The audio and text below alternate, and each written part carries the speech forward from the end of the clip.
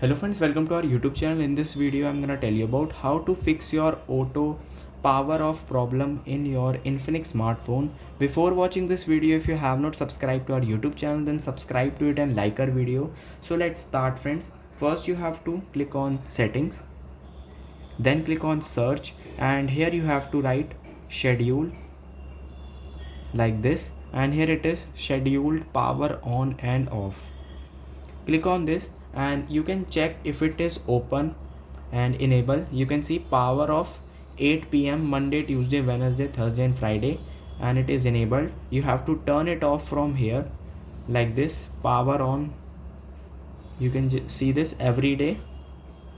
You can check this and turn off from here. If same problem occurs, then you have to just simply press back, then tap on app management, click on app list, show system apps, click on search, right here Google, then simply press down, swipe down, click on Google Play Services, clear cache this, then write in the search bar again settings,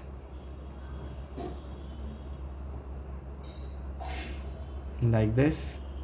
Click on this settings app, click on this storage and cache and clear cache this, and this will fix your problem. I hope you like this video. If you like this video, then subscribe to our YouTube channel for more helpful tips and tricks videos. See you next time.